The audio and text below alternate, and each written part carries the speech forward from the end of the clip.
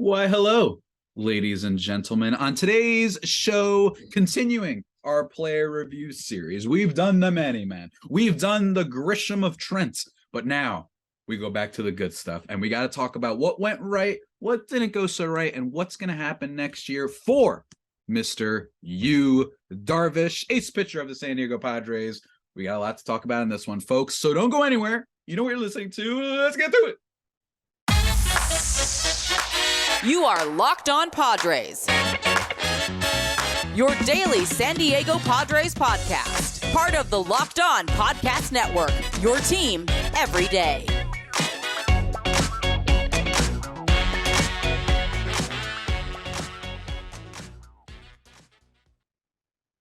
Greetings, ladies and gentlemen, and welcome to another edition of Locked On Padres podcast, which is part of the Locked On Podcast Network, your team every day for Monday, November 21st.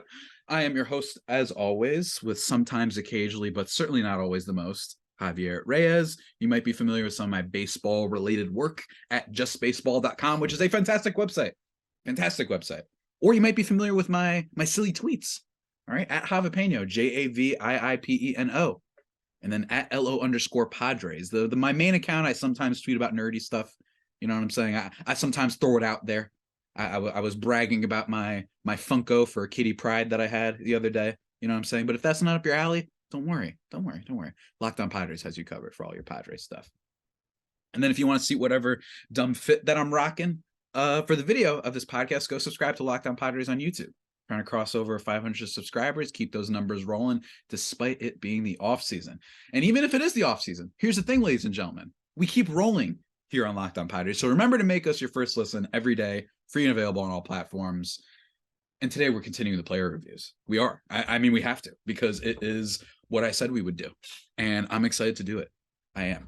All right. We're going to be doing today's episode. We're going to be talking about Mr. Yu Darvish. I don't have a cool nickname for him. If we're being quite honest, I wish I had a nice nickname for him. I wish that I had something that could show my love for this man in a way that was a little bit more unique. You know what I mean? Not necessarily a nickname that's already been established.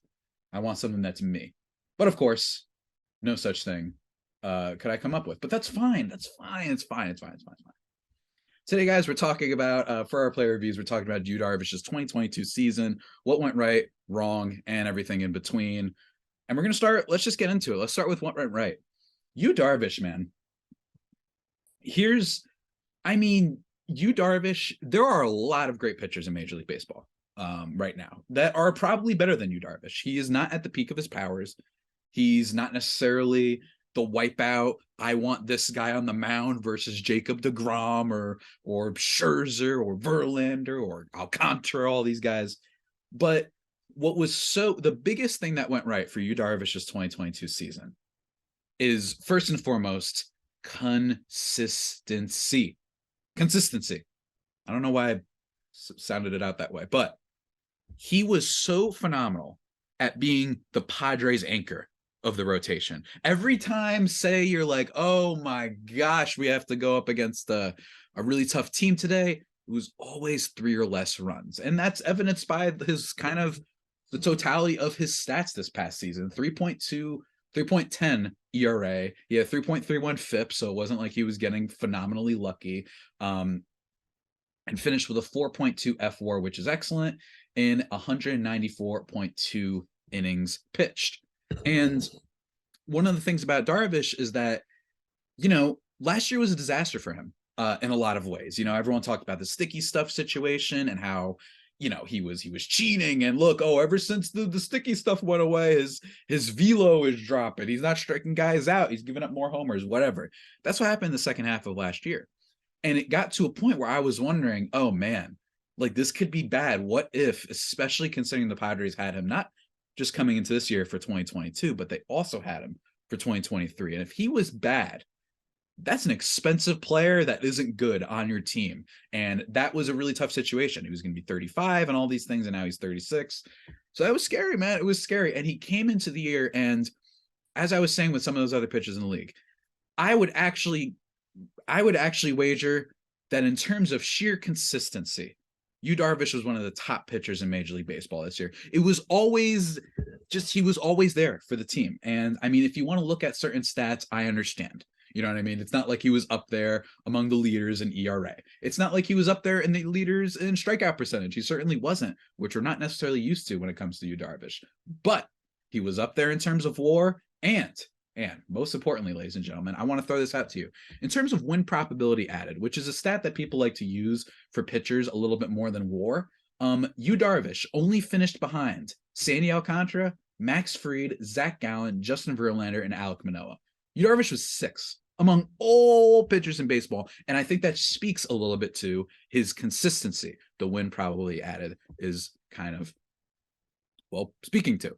And I think that a big reason for that, the number one reason for that, I would say, actually, is it's not like Yu Darvish changed his whole repertoire. You could even say that Blake Snell stopped throwing as many curveballs as he used to and changeups, and he focused on fastball slider. You could say that. Darvish, it's not like a ton changed from the pitch arsenal side of things, right? He still throws a crap ton of pitches. He's got a cutter. He's got a four-seam fastball. He's got a slider. He's got a sinker. He's got a split finger. He's got a curveball. He's got a supreme. I still love that he calls one of his pitches that, which is apparently like a fastball with curveball and sinking tendencies or something like that. And I love that. So this wasn't a case of that. And you might be wondering, oh, well, is he, did he increase his velo? Did his velo go up? Well, for his four-seam fastball, it went up by 0.5. It's kind of cool, I guess. And he was still, getting hit a little bit on some of his other pitches. But I think one of the biggest things is the cutter was slightly better this year. Opponents did hit 310 off of it, but last year it was 340, and they were slugging the ball to the moon with a 627 slugging percentage against Yu Darvish's cutter. So while they did hit it, he improved it to the point where at least teams weren't hitting absolute rocket nuke missiles off of him the way that I think they were last year, not giving up as many home runs. And then the other thing that he didn't give up a lot of, walks. 6.5% walk rate last year, which isn't like atrocious. It's actually a little bit closer to his career average of 6.8, but he lowered his walk rate to 4.8, which is by far his longest with the Padres. And what is going on with my phone right now? It's blowing up. That was a huge decrease for them. And now you might be saying, oh, well, the strikeout percentage went down. It did. It went down from 29.2 last year, 25.6 this year. And instead, what Darvish seemed to opt for this year was not necessarily an influx of 10 strikeout games and, decreasing all that stuff. Instead, it was less walks, less free passes, and trusting a good Padres defense to kind of make up for some things. And then getting through innings, I think, was a big thing for him. That's why I think that Sandy Alcantara is up top when it comes to win probability. They love it when you can pitch just consistent amount of innings and not leave it up to bullpens, which can sometimes be historically pretty volatile and inconsistent. That's something that can happen, as you saw with a little bit of the Padres bullpen and certainly the Phillies in the World Series. That's something that can arise, in my experience, at least. So that's the biggest thing with him that I think went well. And the other thing with Yu Darvish is had really big performances every time the team kind of looked like they were maybe falling off a little bit, maybe about to go on a poor run. That's what it felt like, just a little bit. And also in terms of playoff stats, which we should bring up. We should bring up Yu Darvish's postseason stats, but I don't think I want to bring up necessarily the past. I don't want to focus on, how bad he's been in the past. His 6.14 with the Dodgers back in 2017 when he got absolutely killed. Because ever since then, Darvish has been fine. With the Cubs, 2.7. With the Padres this year, 2.88 and 25 innings. He was awesome for the Padres in the postseason this year, which is awesome and fantastic. And I love it. Yes, you could argue wanted a little bit more against the Dodgers when he faced them that first time, but it doesn't matter. Yu Darvish had an excellent season. And what's so exciting is that there was a world where this guy becomes yet again the next pitcher who hit a decline and got older. And it's like, oh my God, they're paying him all this money. The Cubs sold at the perfect time. Instead, we're looking to next year as Yu Darvish being still the number one pitcher on the team. That's crazy. That's crazy. But is that going to continue, ladies and gentlemen? Is that going to continue? Because we got to talk about maybe some of the negatives of this past season, if there were any. But before we get into that, ladies and gentlemen, I need to talk to you about something important. BetOnline.net, your number one source for all sports betting info, stats, news, and analysis. Here's the thing, man. You want to know about where's Aaron Judge gonna go, and who's gonna finish first in the NL West next year, or the NL South, whatever, right? Okay, I think you might want that. Maybe you want to know what's going on in Qatar with the World Cup. You want to make your bets on that. Maybe you want esports. What's going on with the evil geniuses? What's going on with the optics? I think those are esports teams. Whatever's going on there, they've got you covered, guys. And if you love sports podcasts, you can find those at BetOnline as well. They're always the fastest and easiest way to get your betting fix in. Head to the website today or use your mobile device to learn more. BetOnline, where the game starts. And again, I don't know how many times I got to say it. I don't know how many times. I am still drinking the Dodger fan tears. I promise you. I am still staying hydrated with that, ladies and gentlemen. I promise you. Let's continue talking about Yu Darvish. Let's continue. When it comes to bad, I think a lot of the bad of this past season is what I mentioned before with the strikeout rate. The fact that the strikeout rate did go down, but you could also twist that as a positive the way I did, which is that, hey, he was able to last longer into games. So maybe while he wasn't overpowering hitters, he was certainly minimizing damage. Like I mentioned with the cutter and not giving up nearly as many base hits, or I should say big hits, as he did last year with what is his most used pitch. So it might be something like that. His extension was better, but I would say something to watch out for, just based off of just checking the old baseball savant, is his whiff percentage did go down from 61% to 46%, I should say. In terms of percentile, so not as great among other pitchers in baseball, but even still, again, for a 36-year-old pitcher, I'm not necessarily expecting, unless you're Greg Maddux or whatever, right, that the whiff percentage is something that we have to worry about, something that we have to be like, oh my God, he's cooked, right? But it is at least worth throwing it out there that, his curveball last year,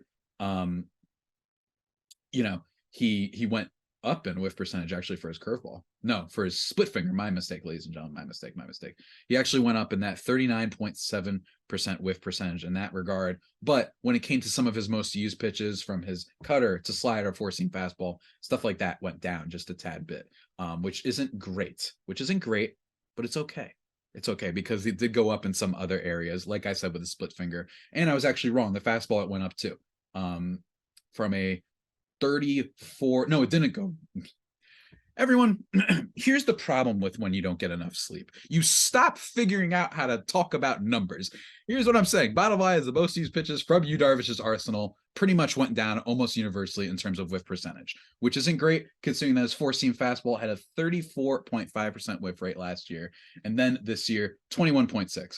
But again, there's so many different variables here. I don't mind it because I think Darvish is the type of pitcher that tinkers. I think he's the type of pitcher that really likes to attack a bunch of different hitters in a bunch of different ways. So if there's anyone who's going to figure out how to make up for age and how to make up for a lack of strikeouts in today's very strikeout happy game, it would be Yu Darvish. It's still something to look at. And I think that fundamentally, bottom line is, while I love Yu Darvish and I thought he was excellent this year, I mentioned all the things before, it is fair to point out he is going to be 36, and that's very old. And when it comes to that, it just makes me think, okay, what about health?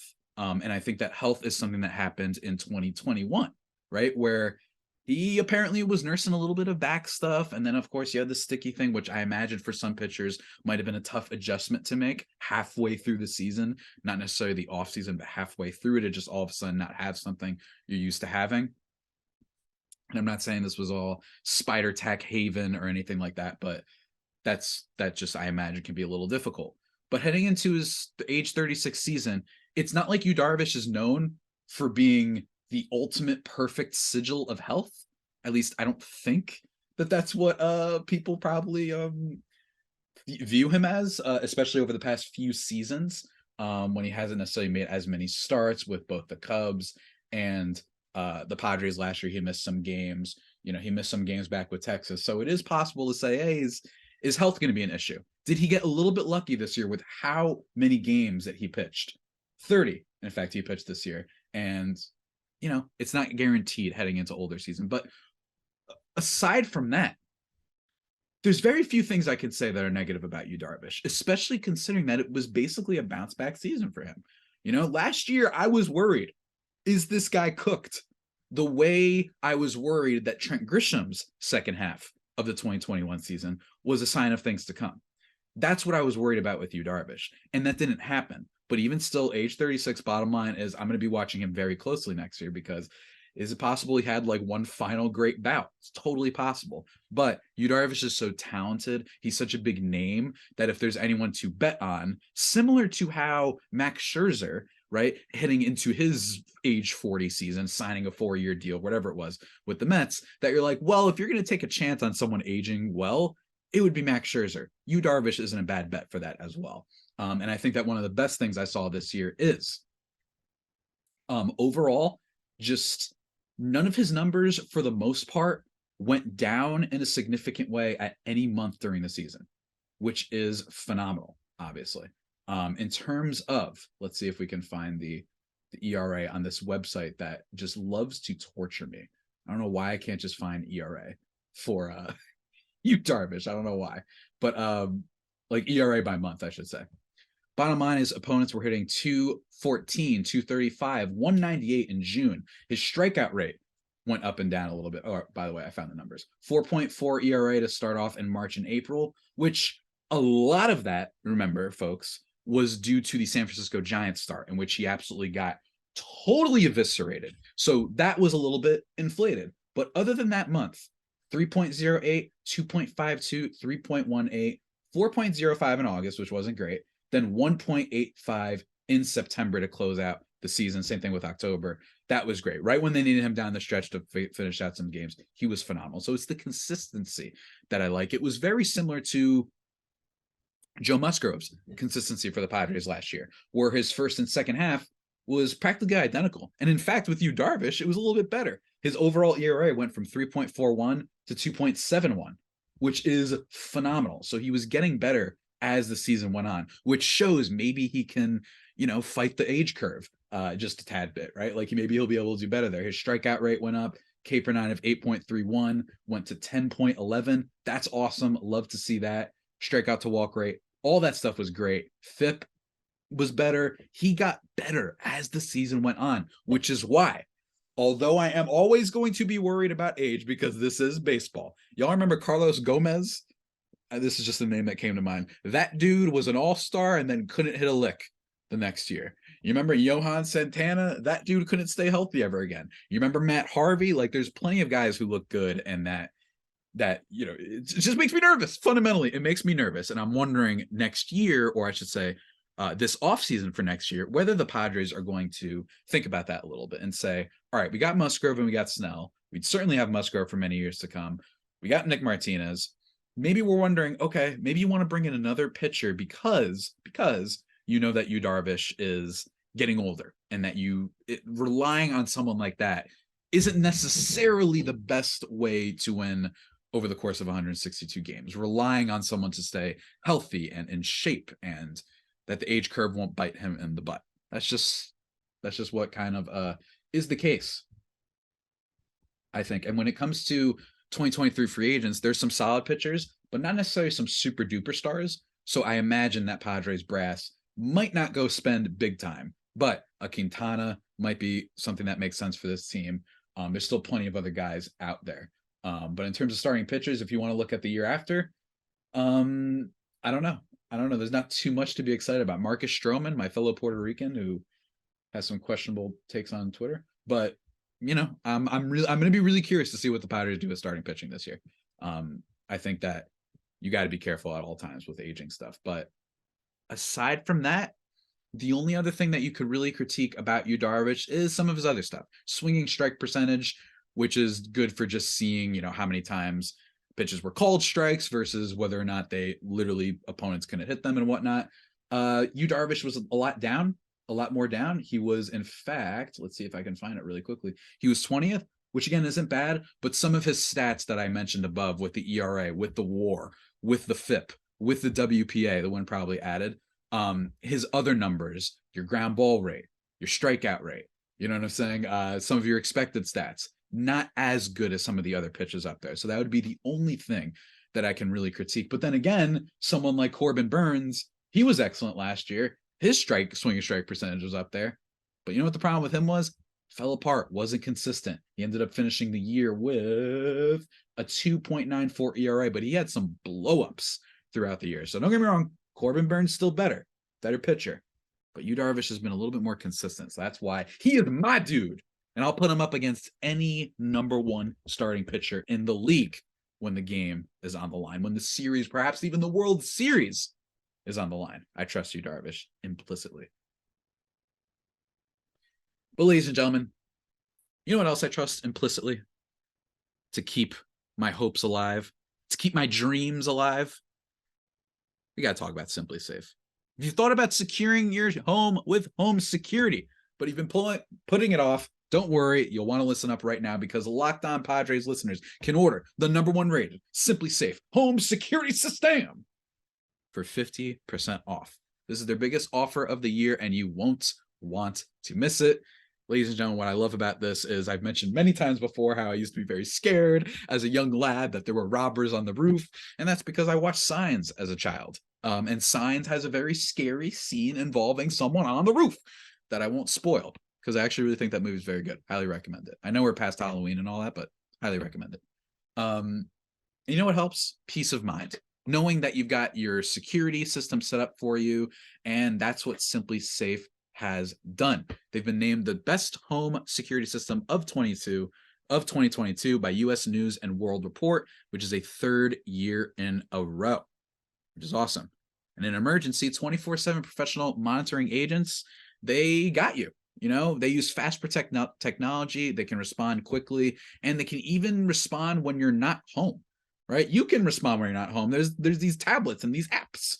You know what I mean? You can stay in control of the system wherever you are. You can disarm it. You can arm it. Maybe you got a guest that's coming in. Don't worry. We don't want nothing crazy happening. We don't want this to be Avengers Tower that sends all of its, lasers at you because they think you're invading. Don't worry. They got you covered on that too. And like I said, 24/7 professional monitoring. That's awesome. Again, peace of mind. So Simply Safe gives you. So don't miss your chance to save big on the only security system that your boy, the host with sometimes, occasionally, but certainly not always the most, can recommend. Get 50% off any new Simply Safe system at simplysafe.com/LockedOnMLB. This is their biggest discount of the year. I mean, it's 50% off. It's got to be, right? So don't wait. That's simplysafe.com/LockedOnMLB. There's no safe like Simply Safe. Oh, man. What a time to be alive, man. What a time to be alive. What a time. Let's keep talking, ladies and gentlemen. In fact, I feel like I actually covered in a lot of ways what Yu Darvish can do right for next year. It's slow the aging curve. It's the fact that if he is adjusting, say the way a late career Adam Wainwright has adjusted, say the way late career CC Sabathia adjusted. Hopefully it's not as much similar to the latter, but you adjust. You lose your velocity. You lose your ability to strike out hitters the same way. It's okay. You're just going to walk less of them, be consistent, and that's great. Like I said, the biggest thing with Yu Darvish is some of his most used pitches, opponents were not slugging off of them as much as they usually did. If they were hitting Yu Darvish, it was for singles and at worst a double, right? Because he certainly wasn't giving up any walks. So that's the big thing, right? Is he just wasn't giving up the big hits. He was working his way out of situations and developed, I think, a decent chemistry with Austin Nola. Speaking of chemistry, that is something that I want to see next year. It doesn't as much have to do with Yu Darvish as it has to do with general Padres pitching and Luis Campusano himself. I would really like to see for next year that those two develop some chemistry. They figure out whatever it is that's annoying the Padres pitching staff, because clearly they don't necessarily like having Campusano as their catcher, right? With the things that he does with his glove, whatever. I get it. That's what I would like to see. I'd like to see, once again, the same way they worked with Austin Nola in the offseason, the same way all of them did, that they figured out with Luis Campusano, because that would be really helpful for the team, right? Especially since they non-tendered Jorge Alfaro. Damn. I'm going to miss him, man. I'm going to miss him. The Alfaro goat. I'm going to miss him. I'd be lying to you if I Said I wasn't gonna miss him. Okay, let me keep it together. Yeah, that's the main thing I would really like to see from Darvish is to work with Campusano. I'm going to be a sucker for all those reports that are like Luis Campusano and Joe Musgrove reportedly developing incredible chemistry in the offseason. Like, I love seeing those things, even if they end up not mattering. I still love seeing that stuff. It just makes me happy and gives me the possibility of what could happen in the future. And even that little taste, that little dream taste is sometimes fun. Of course, you don't want to sit and dwell on dreams and forget to live, to quote the famous Albus Dumbledore. But you still want to, be excited about that stuff. So that's the thing with Yu Darvish that I'd be looking for next year with all the salary he's making, with the age stuff. I'm just hoping that he translates well. If he's not as good as this year, that's okay. If he's as good as Musgrove, or if he's as good as Blake Snell, if he's just okay, if he is a Jordan Montgomery type of pitcher, right? Someone who's going to be in there and just be consistent, maybe only get you like 5 Ks sometimes, and not be all that incredible necessarily as a guy who will be able to wipe out another team's offense. That's okay, because bottom line, he is 36, and just based on probabilities in history, it's rare that guys are going to be able to keep this up when they get this older. So again, 36, not 30, 39, it's not 45, but still, that is the thing that I'll be watching for Yu Darvish next year, if he can stay healthy and if he can stay consistent. And ladies and gentlemen, that's basically about it on Yu Darvish. I give his 2022 season an A-. That's right, an A-. And a big part of that is because it was a bounce back. I don't think Yu Darvish is necessarily an A- pitcher. I think that there are other guys I'd take over him. I think I'd take Shane Bieber. I think I'd take Carlos Rodon. I know he was a mess this year, but I think I'd take Garrett Cole. I know that sounds wild. He had like the lowest win probability of anybody, but it doesn't matter. I think his swing and miss stuff is excellent, and he's younger.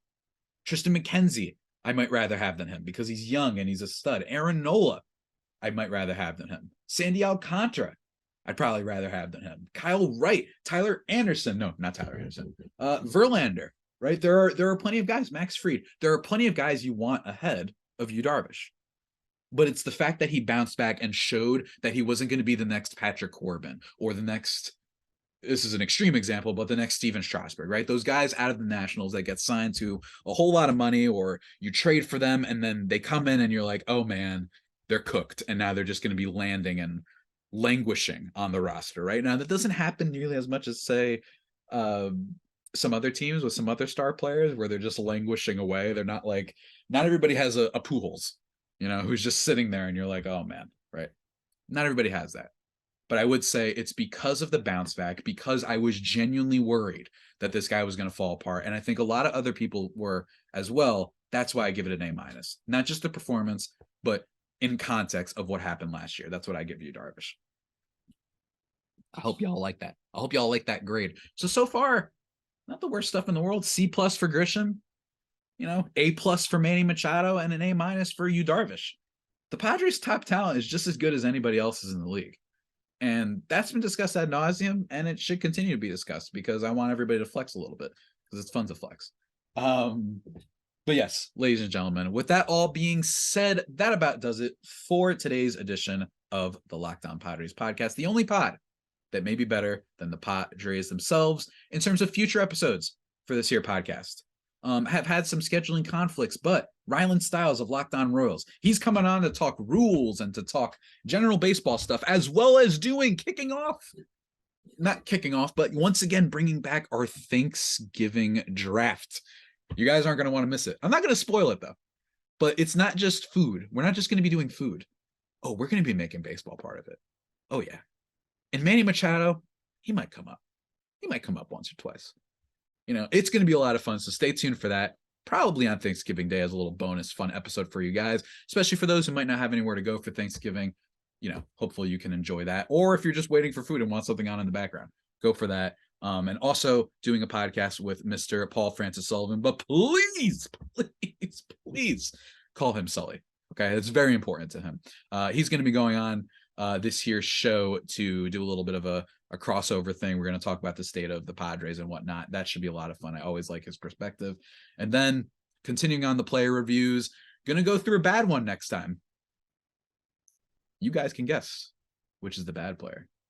going to be fun. It's going to be very fun. We're going to talk about that stuff and working on the best moments of the Padres 2022 season. That should be a lot of fun. And then going to finally start talking about top 50 free agents, giving my perspective on who are the top free agents, not just in general baseball, but of course the Padres, who they should be going after. Rumor has it they're interested in Jose Abreu. That might even be tomorrow's episode. Might have to talk about Mr. Abreu. You know what I mean? You know what I mean? But okay, everybody, like I said, that's it for today's episode. Until next time, stay safe and of course, stay faithful. My Friar Faithful homies, take care.